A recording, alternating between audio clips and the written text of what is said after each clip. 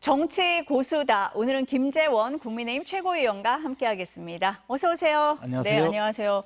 최고위원님하고 얘기를 하기 직전에 지금 이재명 대표의 1심 선고 결과가 나와서요. 법률가시니까 그냥 뭐 여러 가지로 여쭤봐도 될 것 같아서 좀 말씀을 여쭙겠습니다. 일단 위증교사 혐의 무죄가 나왔습니다.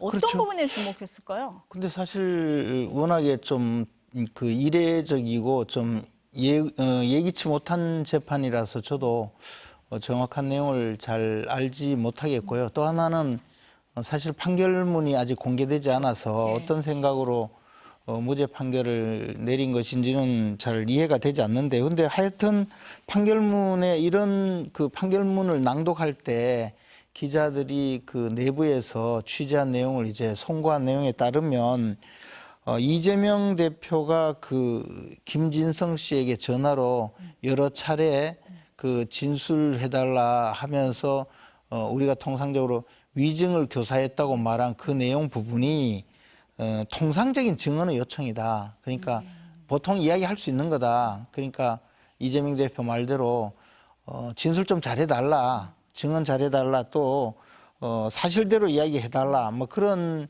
류의 이야기에 불과한 것인지 그 내용 자체가 위증을 요구했다라고 볼 수가 없다. 뭐 그렇게 판단을 한 것 같아요. 그러니까 이 그 전화 내용 자체를 위증을 해달라고 막 요구하고 그것을 관철시킨 정도에 이르지 않았다고 본 것이고, 이재명 대표는 그때 사실 자체를 자기가 일방적으로 이 사실 우리가 이제 그때 당시 통화 내용을 들어보면 사실은 이렇지 않나 하고 자기 주장을 했다고 하더라도 그것만 가지고는 위증의 그 교사가 아니다 이렇게 판단을 했다고 하는데, 저는 솔직히 이해할 수 없어요.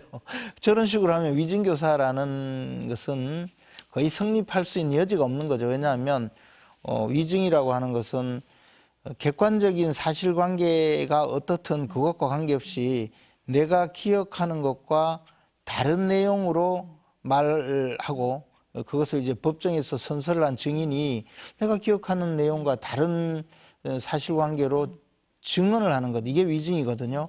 그럼 이재명 대표가 김진성 씨한테 제가 그때 당시 내용이 기억나지 않습니다 하면 김진성 씨는 법정에 가서 제가 그 당시에 내용을 잘 모릅니다, 기억나지 않습니다, 또는 내가 그 당시에 그 외근을 하고 있었기 때문에 사무실 내부의 일은 기억하지 못합니다 라고 증언하는 것이 맞는데, 이재명 대표는 그게 아니고 그때 당시 정치적으로 뭐 이런 내용이 있었다라고 증언을 좀 해달라고 요청을 하거든요. 근데 법원에서는 그 정도는 위증을 교사한 내용이 아니라고 하니 그럼 뭐 어느 정도 해야 위증이 교사된 것인지는 알 수가 없어요. 하여튼 판단은 법원의 판단은 그렇다고 합니다. 그러니까 민주당이나 이재명 대표 측에서는 기억을 좀 잘 해봐라, 있는 그대로 얘기를 해달라라고 얘기를 한 거지 뭐 없는 것을 지어내서 얘기를 해달라거나 이런 건 아니었다라는 주장이잖아요. 법원이 그 이재명 대표 측은 그렇게 주장을 했죠. 근데 그렇게 하면서도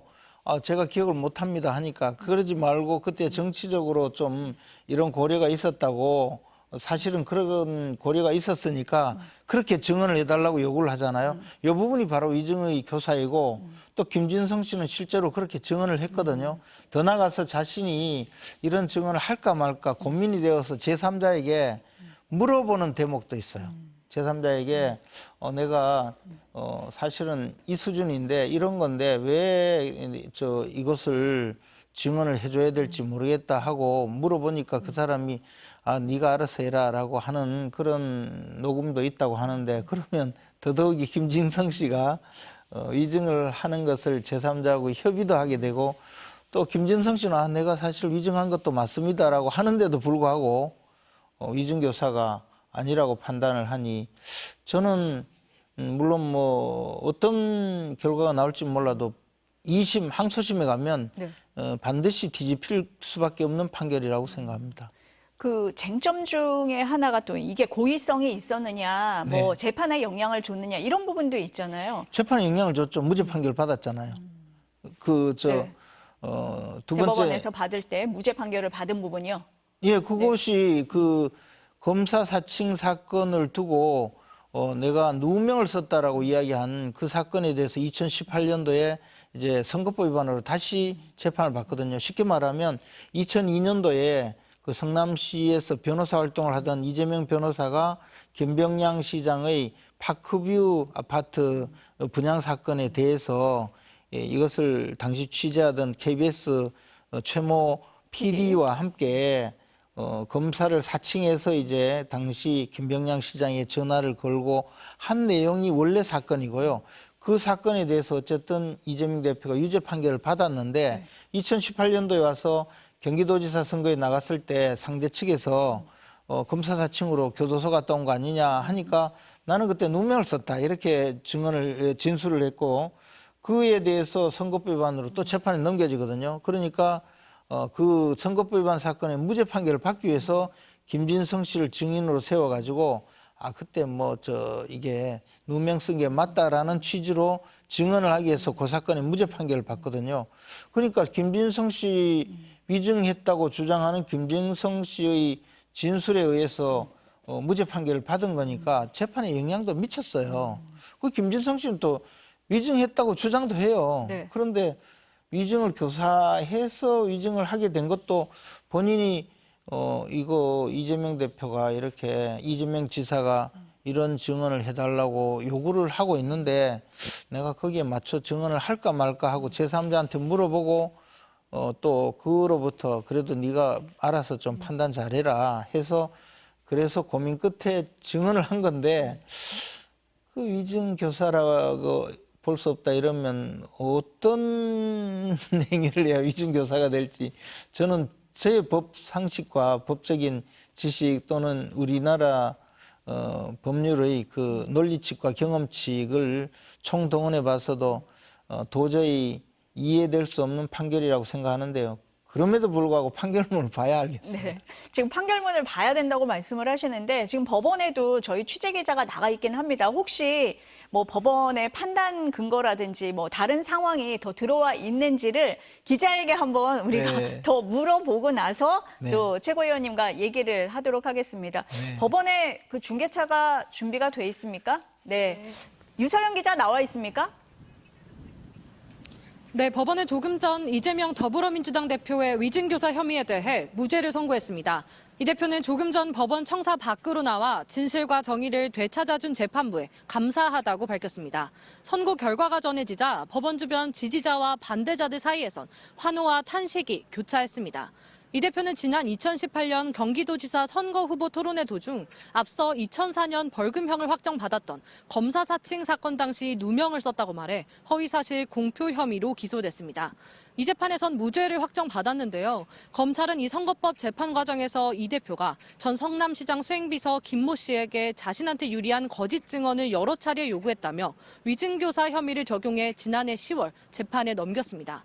검찰은 지난달 결심에서 위증죄의 최고 형량인 징역 3년을 구형했습니다. 반면 이 대표는 있는 대로 말해달라고 했을 뿐 거짓 증언을 요구한 적이 없다고 반박했습니다. 이번 사건에선 고의성 유무가 쟁점이 됐는데요. 재판부는 김 씨 증언이 일부를 제외하곤 거짓이라고 하면서도 이 대표가 전화를 걸어 이야기한 내용이 위증을 요구하는 대화로 해석하긴 어렵다고 봤습니다. 특히 김 씨가 명백하게 부정하지 않는 부분에 대해서만 이 대표가 증언을 요청해서 방어권 행사의 범위 아니라고 판단했습니다. 자세한 소식은 준비되는 대로 다시 전해드리겠습니다. 지금까지 서울중앙지법에서 전해드렸습니다. 네, 저희가 중앙지법에 있는 기자의 얘기를 들었습니다. 보니까 고의성 유무를 눈여겨봤다라는 부분이 귀에 들어오는데요. 어떻습니까? 근데 이제 예.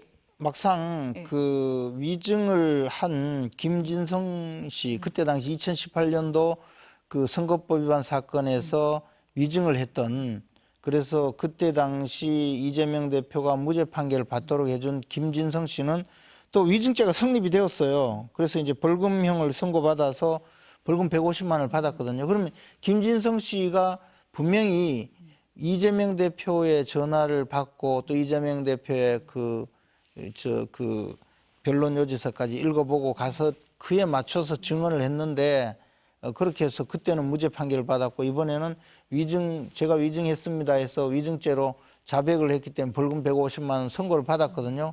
그러면 이재명 대표가 쉽게 말해서 이재명 대표가 전화해서 부탁한 것은 고의도 없고 그냥 내 상황을 설명한 것에 불과하니 그것은 위증교사가 아니다. 그러면 김진성 씨가 자진해서 위증을 한 게 돼요. 이게 가능하다고 보세요?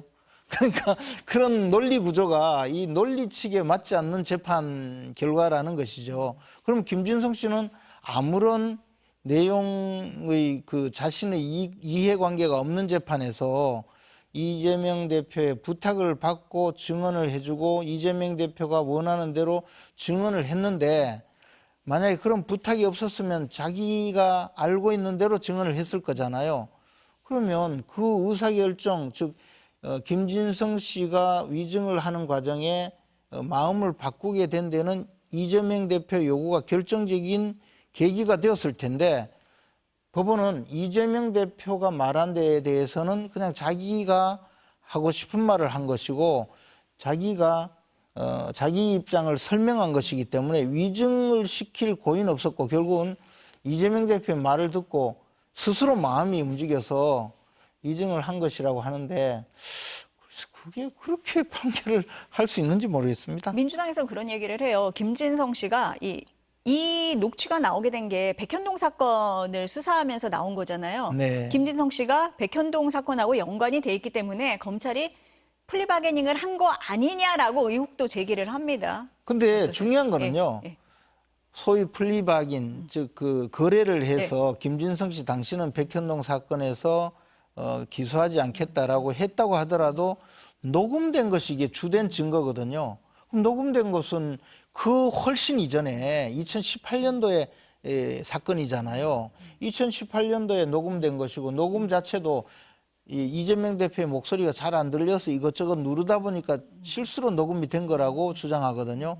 그러면 녹음된 것은 그때 녹음이 되었고 2024년도, 2022년도에 와서 백현동 사건 수사 과정의 압수수색에 이게 김진성 씨의 휴대전화가 압수가 된 것인데 아무리 그 거래를 한다고 하더라도 그 이전의 녹음 내용을 거래할 수는 없잖아요. 그리고 이 위증교사 사건의 가장 중심이 되는 증거는 바로 이 녹음에 의해서 시작이 된 거거든요. 그래서 이 녹음이 왜 됐느냐? 그때 당시 재판 과정에서 증언을 하게 되었고 그 증언을 하는 과정에 이런 녹음이 된 겁니다. 그렇게 해서 그러면 당신이 위증한 거네. 맞습니다. 그렇게 시작된 건데 다만 그 과정에 진술을 잘 하는 과정에 김진성 씨가 검사에게 잘 보이기 위해서 검찰이 원하는 대로 진술을 했다. 이것은 민주당은 주장일지 몰라도 김진성 씨는 사실 백현동 사건과 직접 관련도 없는 분이잖아요.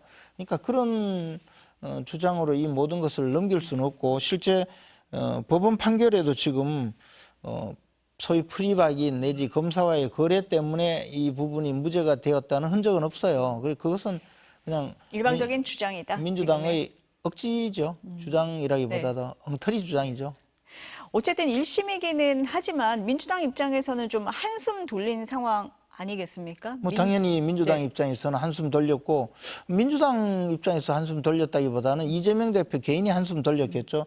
민주당은 사실 이재명 대표라는 이 굉장히 위험한 당대표를 계속 끌고 가야 되는 더 어려운 위치에 있게 되었다고 볼 수도 있어요. 왜냐하면 이번 만약에 이재명 대표가 또 유죄 판결을 받고 당선 무효형을 받았다면 두 개의 이 재판에서 두 개의 재판 모두 무죄 판결을 받거나 어쨌든 좋은 결정을 얻어내야 공민권 제한 즉 그 대선 출마를 할 수가 있는데 지금 어쨌든 선거법 위반 사건만이라도 해결이 되지 않으면 대선 후보가 될 수 없거든요. 그러나 반면에 이재명 대표 개인적으로는 이제 당내에 보라 이게 억지 기소를 했다. 그래서 내가 무죄를 받아내겠다 하면서 끌고 가면 리더십이 큰 손상 없이 계속 갈 수 있거든요.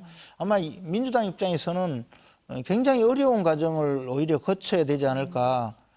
지금 친명 치하에서 친명 일색의 민주당 치하에서 이재명 대표를 대체할 수도 없을 것이고 그러면 민주당은 계속 이재명 대표 한 사람에게 끌려가야 되거든요. 이런 상태로 대선까지 간다면 민주당이 뭐 어떤 결과를 가져올 것인가는 오히려 자명하죠. 그래서 저는 민주당 입장에서는 크게 좋은 결정은 아닐 것 같다라는 생각이 듭니다. 물론 이재명 대표 밑에서 뭐 콩고물이라도 얻어먹어야 되는 분들은 그나마 다행이고 계속 살 길이 열렸다고 생각했지만 민주당은 속으로 멍들겠죠. 그럼 사법 리스크가 여전하다 이렇게 보시는 것 같고 선거법 말씀을 하셨습니다. 선거법 네. 지금 이제 2심, 3심 가야 되는 거잖아요. 네. 거기도 아직 리스크가 여전하다 이렇게 보시는 건가요? 뭐 당연하지 않겠습니까? 선거법 위반 사건에서 그 민주당이 주장하던 무죄 사유, 즉 인식의 경우에는 이게 허위 사실이라고 주장할 수 없다는 내용이었고, 쉽게 말하면 김문기 씨를 모른다라는 것은 모른다라는 것이 과연 허위 사실 공표냐? 그것은 개인의 인식의 내용이니까. 그래서 사실관계 내지는 과거의 행위에 대해서 허위 사실 공표를 하면 그것은 처벌받을 수 있어도 내가 안다 모른다는 처벌받을 수 없다고 주장했는데 실제로 그 부분은 다 무죄 판결을 받았어요. 다만 김문기 씨와 그 뉴질랜드에서 골프 쳤다는 그 사진이 나오니까 그 사진이 조작된 거라고 주장했다가 그 부분은 이제 사실관계니까 유죄 판결을 받았고, 백현동 그 종상향 결정에 대해서는 자신은 이재명 당시 성남시장은 국토부에서 협박을 해서 어쩔 수 없이 종상향한 것이지 내가 한 것 아니다라고 주장을 했는데 그것은 너무 명백한 거짓이었으니까, 그래서 이것은 사실 항소심이나 대법원 가서 무죄 판결 받기가 어렵다고 봐요.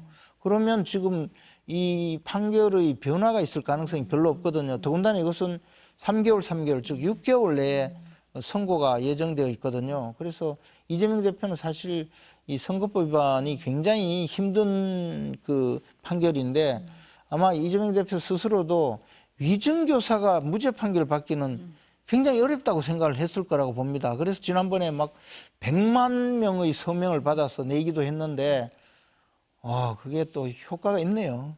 효과가 있었던 효과가 겁니까? 있었어요. 아니, 지금 국민의힘에서는 그러면은 이재명 대표를 향해서 공격을 해야 되는데 당 내부에서 지금 당원 게시판 가지고 네. 계속 논란이 있잖아요. 이게 맞는 거냐라는 얘기가 있습니다. 이 사안은 어떻게 보세요? 싸우면서 건설하는 거죠. 뭐 한쪽은 또 싸우고 한쪽은. 근데 네. 이 당원 게시판 문제는 실제로 한동훈 대표가 너무 오래 끌면서 확전을 해가는 바람에 사실 불필요한 내부 분란이 일어나고 있죠. 한동훈 대표는 그냥 불필요한 내부 분열 내지 그 논란을 일으키지 말자고 주장하는데 그 논란을 일으켜 있는 분이 한동훈 대표예요. 이것은 간단한 문제거든요. 한동훈 대표 본인 그리고 가족의 이름으로 당원 게시판에 글이 올라왔고, 그 글이 내용이 한동훈 대표 또는 당 일부의 주장처럼 문제가 없는 것이 아니고 문제가 아주 많아요. 그리고 당대표 또는 당대표 가족이 대통령과 대통령 영부인을 몰래 일종의 이름이 드러나지 않는 익명의 게시판이라는 그 이유로 그냥 글을 올렸다고 해서 그래도 괜찮다 주장하는데, 우리가 뭐 화장실에서 몰래 낙서를 했다든가 또는 어디 언론사 게시판 이런데 글을 올리고 했다면 그럼 뭘 그걸 가지고 나무래겠어요. 자기 마음을 비춘 것뿐이니까. 근데 당원 게시판은 문제는 좀 다르다는 것이고, 두 번째는 당대표 또는 당대표의 가족이고, 그분께서 계속 문제 제기한 것은 대통령과 대통령 가족이었거든요.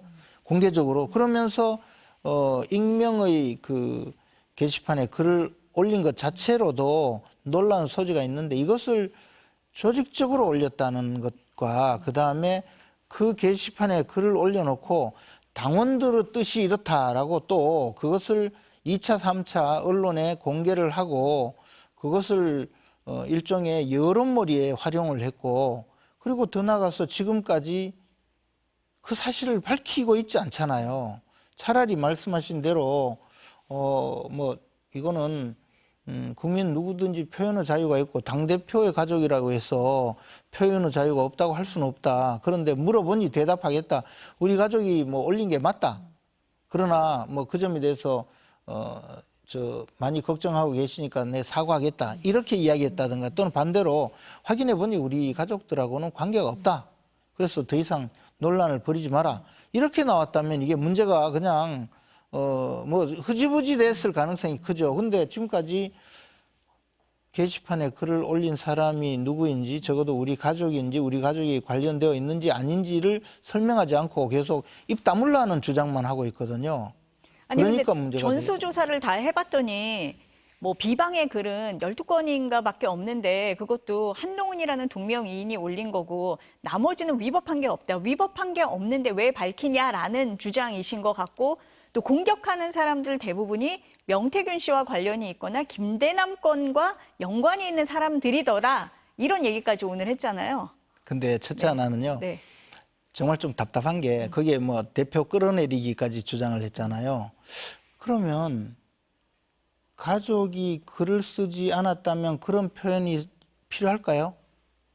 그렇잖아요. 우리 가족이 글 쓰지 않았어요. 그러니까 더 이상 떠들지 마세요 하면 끝날 일이잖아요. 예를 들어 자, 가족이 글을 썼기 때문에 나는 그 가족이 글 썼다는 이야기 하고 싶지 않다. 조사해 보니까 1088건인가 되는 그 글들 보니까 실제로는 정말 심각하게 요구한 거는 12건밖에 없더라. 나머지는 뭐 그냥 비판이다.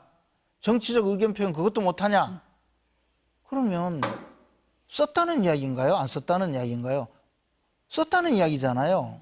그럼 차라리 썼는데 썼다 그래. 근데 뭐 12건밖에 안 되는데 뭐 그걸 가지고 그렇게 이야기합니까? 하면 그 다음 논란이 될 수 있는데 썼다는 이야기를 하지도 않고 또는 안 썼다는 이야기도 하지 않고 이렇게 했으니 자꾸 묻잖아요. 그럼 쓴 거예요? 안 쓴 거예요? 또 만약에 글을 쓰지 않았으면 대표를 끌어내릴 이유가 없죠. 안 썼으니까. 가족도 안 썼으니까.